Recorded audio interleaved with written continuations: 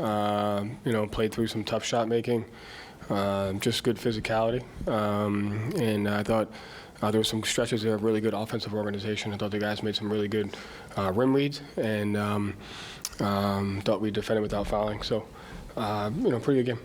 What did you see in terms of competitiveness and also defensively at the rim? A couple block shots on Donovan Mitchell. Yeah, competitiveness was there. All the guys.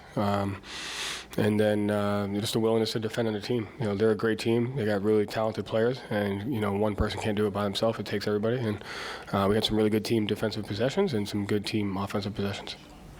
Joe, you put up 120 points, but you're saying there were stretches of the good offense. Do you think there's another level for you guys to go offensively? Yeah, I think so. I think both ends of the floor. I think if you want to get to where you want to get to against teams like this, you can always fight for another level. And so I think the balance of knowing you've done a lot of good things, but also knowing, there's like 10 to 15 possessions, and that's what we've said all year. Win or lose, there's 10 to 15 possessions you want to clean up. So just working through those, and just having that mindset of like getting better every day. And when you always like to say that the success looks different every night.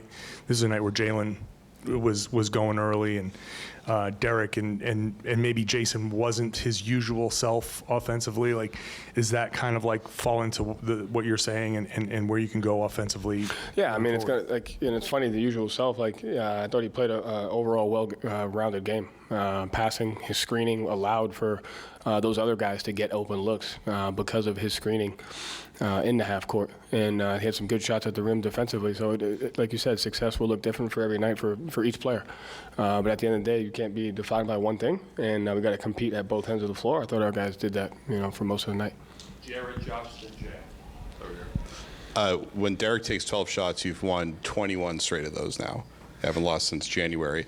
When you see him taking a lot early on, what does that do for the team, just overall the offense? How does it impact his activity on defense? It's just how important is it for him to be aggressive? It's important because it means usually the shots that he takes are because we're either out in transition, we set really good screens and he has that, or there's 2-on-1s and we're making extra passes. So I think when those guys get more and more shots, it means we're getting to the different layers of our offense, which is important against a team like this.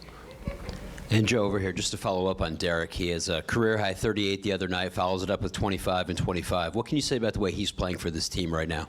On both ends of the floor. He's the kind of guy that can impact the game differently every night. Whatever the game calls for, he's willing to do, and he's done that, and we need him to continue to do that. You guys had a tough shooting night in the first half. They had some stretches of really good shot making, but you were able to just kind of control the game anyway, grab control of it then. What about the team allows you to kind of do that and kind of chip away at it and hold on to the game until you're able to get the big run? Just managing the game. You're always going to go through stretches of shot making and not shot making. It's the other stuff that puts pressure on when you turn it over, when you put guys to the free throw line, when you have empty possessions because of not good shots, and when you give up shots that you don't want to. So I think even with the stretches of, like you said, poor shot making, I thought we were doing all the other stuff really well. I think they only shot 5 free throws in the first half. They only had 5 offensive rebounds or 3 offensive rebounds in the first half, and we only had like 5 or 6 turnovers. And so managing the game on those margins allows us to play through just the typical stretches of the game. Joe, just a thought on, you talked earlier this week about the difference of you guys having rest versus them coming off Game 7. What did you see from your team from the start and as it progressed as the night went on? Yeah, highly competitive. Not sharp in every single area, not which is naturally going to happen, but highly competitive, highly intentional on trying to execute the things that are important for us for winning. Over here, Joe. Cornette comes in, gets that block, gave you some fairly spirited minutes. Can you speak to his contributions tonight? Tremendous. Him, Peyton, X, Sam, those guys, like great minutes by all those guys. Luke, started that off, and it goes back to moments of the regular season. You can't be a good team unless those guys win you games, and they've all played a huge part in winning games, whether it's 4 and 5 nights, back-to-backs, doesn't matter. They bring it, and it's important to have guys like that, and I thought Luke's presence was big for us tonight. Last few questions, Gary, Carr, then Noah. Joe, Jalen, 32 points and 18 shots, 1 turnover. Can you kind of touch on his evolution this season? Yeah. He's just gotten so much better in terms of decision-making, taking care of the ball, just kind of being so efficient. Yeah, he takes a ton of pride in just growing as a player every year, every game, every day.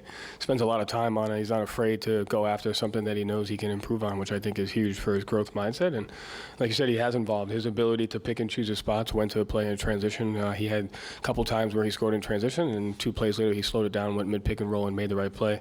I think the growth of him, even if he scores 6 or 8 in a row and he gets into the paint, it's a pass on the next one. So, he's grown as a player, and it's helped us, and, he's playing big stretches for us, so it's important. Joe, how do you think the bigs handled things without Porzingis? You spoke about Luke, but also X and Al. Yeah, I mean, it's not just on the bigs, it's on everybody to rebound, to play physical, to communicate. So I thought Al and Luke and X did a good job from the big standpoint, but it's on everybody to be able to do that, and I think everyone did that.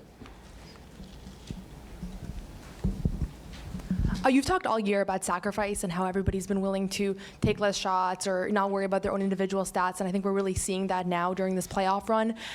Do you think that there's something that's been unique about this particular group? Is it maybe their age or their playoff experience that's enabled them to buy in so much so people really aren't worried about their output?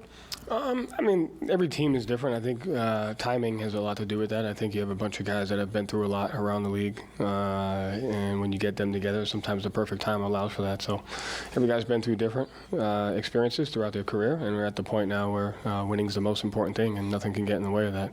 Doesn't mean it's going to be perfect, but the guys do a great job of holding that standard, I think, because of what they've been through in their careers, and you just have to keep fighting for that. It's more important than winning, and the process towards winning. Thank you, Joe. Thanks.